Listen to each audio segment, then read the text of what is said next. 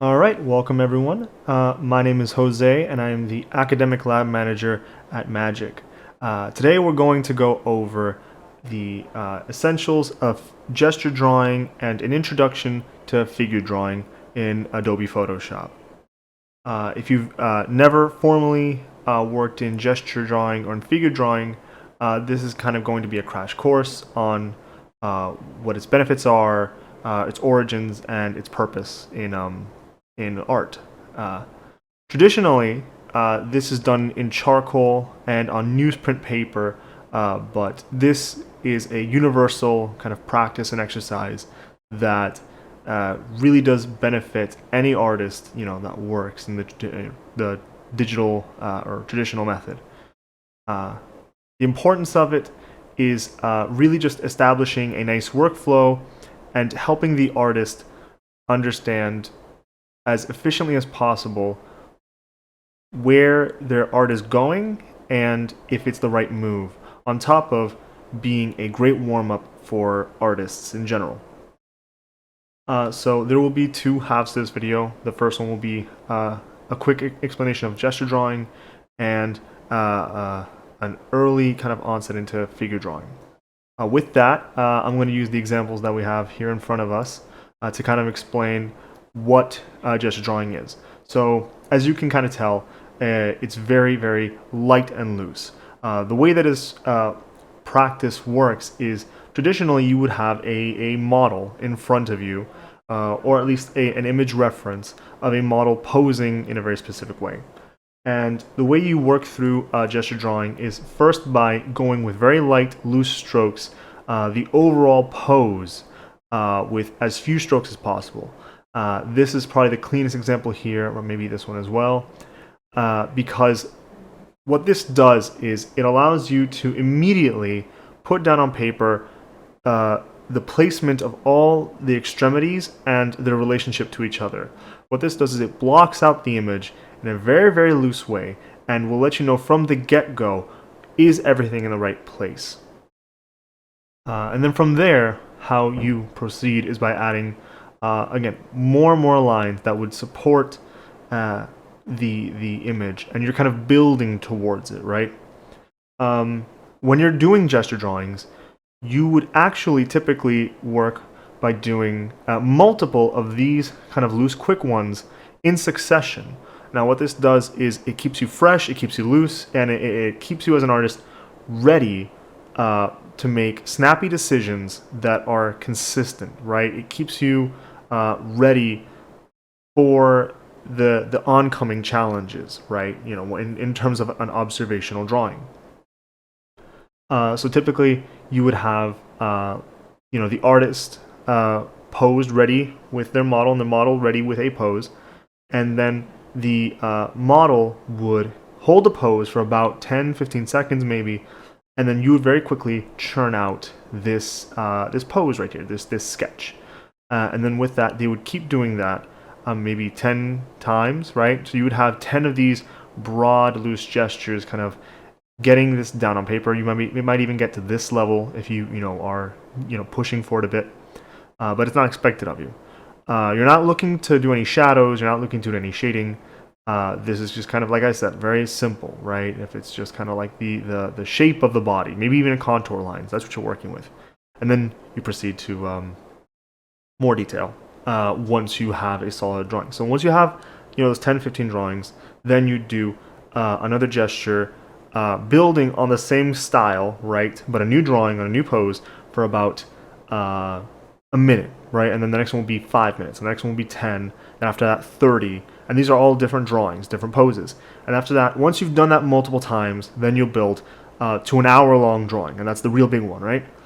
That's the real good one. And in some cases, if you really are in a set kind of marathon of drawing, you would probably even build up to a 3-hour drawing, or have the model come in, do that 1-hour pose, and then you'd break for the day. Then another day, you'd get together, have them recreate that pose, and you'd continue from the same point that you were working in. That is the life cycle of figure drawing and observational drawing. And with that explanation, I think we can actually jump into our demonstration for the day. So I'm going to hide this layer of examples, right? So you've got that in your mind. And I'm going to pull up a reference image to illustrate. I've got this mannequin image right here that I think is a good, simple pose to work with. And I think it will kind of let us begin very quickly to understand the importance of a figure drawing and gesture drawing as a whole. I'm going to open this layer and jump onto the layer I'm going to draw in, and while I'm talking I'm going to be sketching with you and kind of like explaining the importance of it. Alright, so I'm going to switch to my brush, make it nice and appropriate for the size. I'm going to set it to black, and I'm going to set it so that I've got a nice transparency. I might make it a little smaller. I think that's good. More maybe once. Yeah, that's good. Alright, so I've got a nice thickness to my pen, my brush.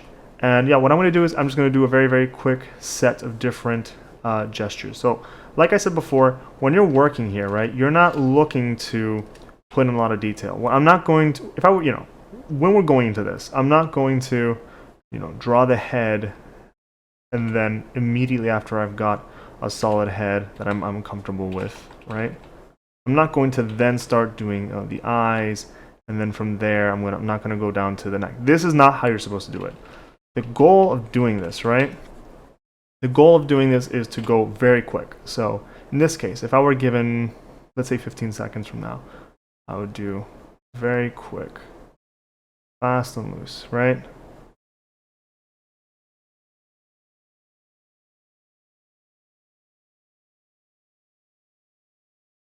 Very quick, just kind of getting the overall pose.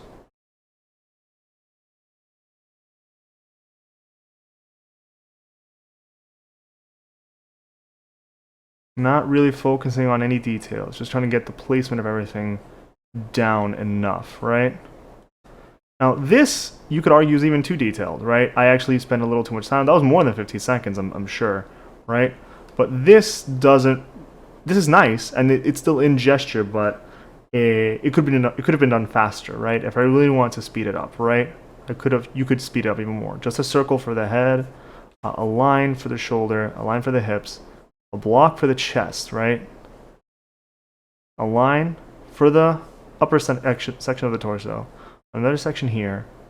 Circle, line, circle, line, circle, line, circle, circle, line, circle.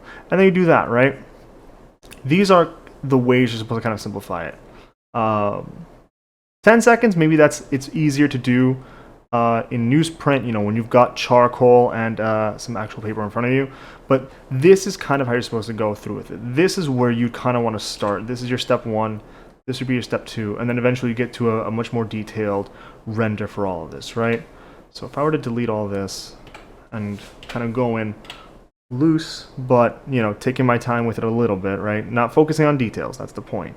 I'm going to go at it again, right? So I'm going to go with a circle. I'm going to do a line down to represent this section right here. I'm going to do a line to separate the left hemisphere from the right hemisphere of his face. I'm going to draw a line to represent his jaw, right? A couple of strokes there, loose. And if I want, I'll do another one here actually to represent this cross section, right? The one of his nose lining up there. And then I'll make that black again. So I'll do another line here to emulate the center line, and then this section here where his collarbone meets in the center. So this is an important point about the human anatomy. There's this default pose that people do, right? The name escapes me right now, but if I remember it, I'll put it on screen. That it's a pose that the Greeks actually figured it out, where they noticed that when a human is relaxed, right, in this naturalistic state, it's this pose that it emphasizes the potential of movement. What it does is it implies stability or an instability, right? This ability that this person is not just a statue. They're relaxed. They are not just a representation of a person. It's a person, right? And so this, you'll see it a lot where it's a natural kind of opposition to what the hips are doing, right? If the shoulders kind of lean in one angle, the hips naturally do the opposite. It's a very difficult thing, I think, to capture naturalistically, but it's a phenomenon that if you see it, once you see it, in figure drawing, you'll see it everywhere. So I'm gonna do a box to represent, the torso, the chest there, and I'm gonna do a couple lines to line up where I believe the hips match up. And I'm gonna do a circle to represent the shoulder, maybe another one up here, right? Similar thing, but keeping it kind of light, right? I'm gonna do another line to represent the center. Ooh, almost the center of his body, right? Because this through line is very important. It goes all the way through his body. Keeping that in mind when you're working, very important. And then, this boxy shape here, it actually parallels quite nicely with the hips, where they have like this triangular shape. So doing one there is something I like to do. So another point, going through the arms, right, you can go with, let's say, a boxy shape, right? What I'm doing here, this oblong kind of thing, and then a circle to represent this elbow, the joint point, and then another line to represent the forearm. You can keep, when you're working in this way, right, you would normally want to start off by doing loose lines, right? Very loose. Nothing completely straight, mind you. You're not working with rulers, right? You're not holding shift and doing all this stuff. No. You're doing, unique shapes. There's no straight lines in nature, and in this case, there are no straight lines in the human form. You would do these kinds of interesting things and, quick gestures to represent points of the anatomy. And when you're working, you kind of have that in mind. If you're working in this case, I'm just kind of explaining to you, showing you the different examples. Here I put a line to represent the arm, but once you have a subject that you have more time on, maybe a few minutes, then you can do these shapes, these oblong shapes. But I did this just to show you. Then you want to go with what you see, right? So in this case, he's got like this curve, this big curve from where his waist is all the way through, right? It carries all the way through, right down to his knee. In this case, if you're working in this way, right, you might as well just do it, right, just to get that for yourself. I'll do another one here, chest. And bear in mind, it doesn't have to be perfect. The point of this is that you're doing it fast and rough so that when you step back and look at the whole thing, right, and you can make that decision that, well, I don't like how this came out. I don't like how this arm came out. I'm going to erase it completely and do it again. The point of that is so that you don't feel any hesitation to erase and restart, because it's easier to erase at the beginning when you don't care, when there's nothing, when you haven't lost anything, no time, no energy. It's much more difficult to erase or redo an entire section when you're halfway through a darn project, right? So don't feel afraid to say, oh, this gesture came out like garbage, because the point is that you're figuring it out, right? Here, I really don't like how I did this torso line, and it brings me to that point I made earlier.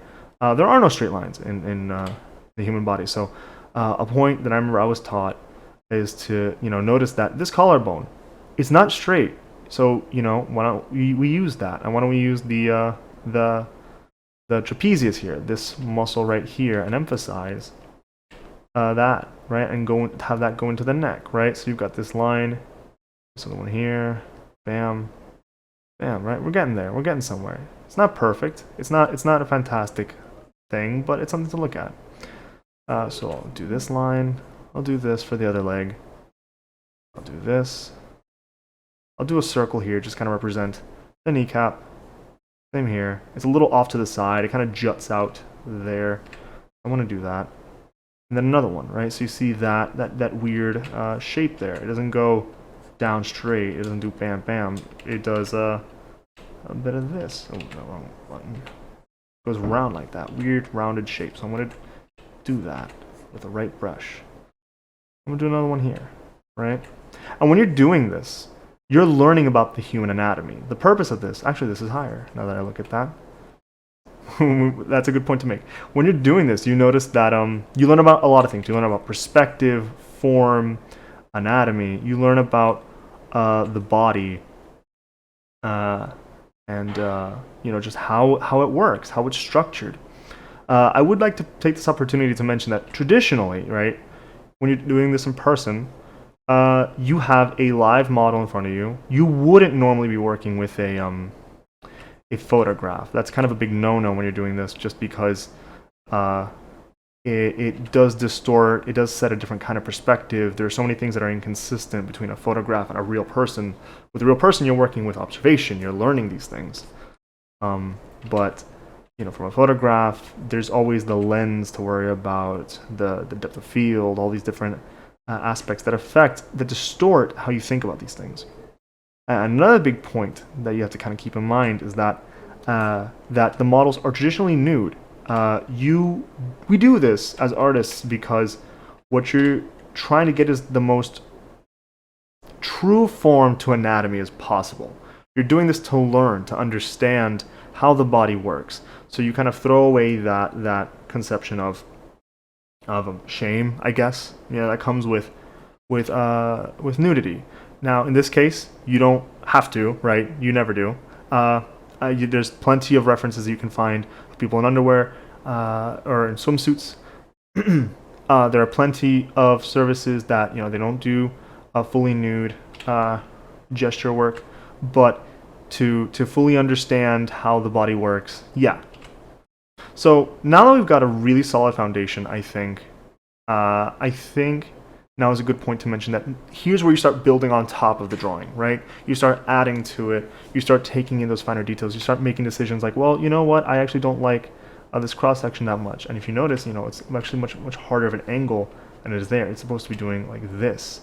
So I can use this opportunity to, wrong key, erase this section, and then go back and do it over, right?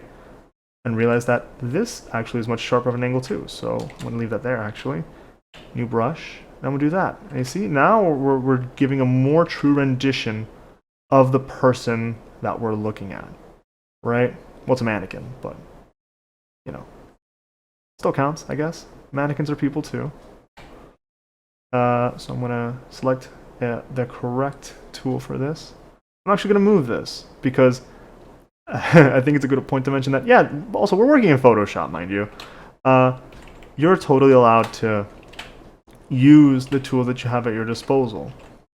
And here I'm actually, I used the select tool, the lasso tool to select it, and then I use Control T to move the object, of the head over a bit. It had a little bit of a, I guess, collateral there, but I don't mind it that much. So yeah, I'm gonna keep working on this just a little bit more, just until we're nice and happy with it. And actually, I made that point of you learn about anatomy, but really there is no perfect substitute for just studying, right? Just how the body works. A lot of times when I was taking classes in this, field, I guess, in just gesture work and figure drawing work, a lot of times, we were tasked with just looking up references of skeletal structures, right? How the body works, right? If I were to actually make a new layer here, I could tell you that the thing that's stopping this, that's creating this odd shape, you can even see it a little bit in this mannequin, is the rib cage, right? It's doing this, and here it actually does. It's the thing that's making this big shape, right? It kind of makes this odd shape and holds it out. That's what's pushing against the flesh around here, right? That's what that's doing, and it's guiding the body. So in this case, you kind of have that to keep that in mind when you're doing human anatomy. I use figure drawing as my foundation for my own depictions of the human form. And what this does, once you've done this enough, is it helps you build an internal catalog in your mind of how the body works. The way you get better at drawing people is just by drawing people. So with that, if you feel like your anatomy is rough, if you feel like it has or just room to improve, doing this consistently, doing this without concern for the way that you work, right? Just or rather, shame. If you just don't care about feeling bad about it, you just want to get better. Doing this enough, you'll really start to feel the improvement on your end, right? Right now, I'm doing something you technically shouldn't. I'm getting rid of those guiding lines, but I'm just doing this for myself, just so I can have a cleaner workspace since that's the way I work. But yeah, I feel like that kind of goes over the importance of figure drawing and gesture drawing. Once you've done this much actually, then you can start building up to another level of detail. So if I actually, I was gonna say clean this up, but I've already drawn all over this image. I will say, wait, actually, okay, perfect. Here, I'm actually gonna use this opportunity to draw on Manny. Let's call him Manny for the rest of this. That's not what I meant to do. If I draw all over the mannequin here, just for a second, make sure that's gone. You'll notice all this shadow here. Once you've gotten to a point of detail, right? Once you've figured out, for example, if I zoom in a bit, where the eyes would be, I do a quick little line there to represent eyes, right? Same thing over here. It doesn't have to be perfect. I'm just figuring it out, especially with this resolution that I'm working in. This is the mouth. This is kind of the nose. It's not perfect, but it's there. Once you've gotten this level of detail, then what you start doing to kind of move forward is you start considering, shading. Where's the light source? Where's the light coming from? How is it affecting Manny here? So you actually, if you look at this, you see that there's actually two main light sources. There is an oncoming one from the left, from the front, right? It's coming in front. It's hitting his entire chest, right? It's hitting the side of his body mostly. And there's a strong highlights here, here, around here a little bit, maybe a little bit there, into just above the pelvis, and on the arms, the tiniest bit. And then here on the right, you see that there's an off light, a rim light that's creating on his left arm. That's creating this strong outline on him, right? It's not enough to illuminate his body. Maybe he's even backlit a little bit. You can see maybe he's a little bit backlit. I can't exactly tell. But this is where you start considering this stuff. And this is another thing that's very important about figure drawing. It's not just anatomy. You're also learning about how light moves over the body. And this is how you create depth. This is how you create form and shape on your work, right? So here, if I were to guesstimate how the shadows are working, I'm going to do kind of a bit of cross hatching around here to kind of really kind of subtly imply, if I can do that a little bit nicer, how it works, right? I could work with a thicker brush, probably. Clean this up a bit, but I'd rather work a little fast and loose. Just kind of jumping around. That's another thing too. When you're working, once you've gotten to this level of detail in a piece, you don't want to be staying in one place too long. You kind of want to be jumping around to really leave it kind of consistent. I remember another lesson I learned in school was that when you're working, you don't want to finish a section and then move on to the next section, because once you've gotten to the end of one section, you're going to be treating the new section that you haven't even touched just like the section that you haven't started on. And it's going to look really weird. It's going to look really inconsistent. So what you want to do is you just want to jump around, keep it all fresh from the get-go, right? So keep it light, keep it moving. Don't stand still. And it does build a sense of constancy, I guess, consistency. I guess a constant kind of feel to your workflow. I'm using these contour lines to really emphasize the hard line of the shadow there, right, a little bit. You don't have to, but it's cool if you want to work along with me. Get that across for yourself. I'll do one there too, because you kind of see that. And keep going, just kind of really get into it. I'm almost done here. I just wanted to really get these in for myself. A bit of a shadow just above the thigh there. Kind of dissipates behind the leg. Does that line a little bit. And then really nice light strokes. And then harder strokes there. And then you just kind of go, you know? This is what the process is after a while. You're just kind of getting into it. And doing this enough, you'll get much better, right? I'm a person who's been drawing for my entire life, but only like at this, not I wouldn't say level, but this level of I guess seriousness for, let's say, the last 6 years. Like that's when I really started to take it, treat it like a professional thing in my life, not just something I like to do in the back of school notebooks. So I would like to tell you, don't stop. Don't stop doing this. If you're frustrated at the beginning, if you think you're not good, that's the point. You're realizing that what you've been learning from just practicing by yourself isn't always, it's not the minimum. It's good to have that background. It's good to have that that first exposure to drawing, but it is never a replacement for this formal practice, right? Now it's good to practice by yourself and learn these things, but to say that it's like that just the same is not true at all, right? It's not better, but it's good to have this approach to your workflow. Another quick thing before I go is that shadow around, under your subject and around your subject and on your subject is the quickest way you make your character to feel like a solid object with a weight to it. Immediately, he's grounded, he's plain, right? He's got some solidity to him. Now, like I said, this isn't a perfect piece, but I feel like it's a good way to get you on the path to figure drawing.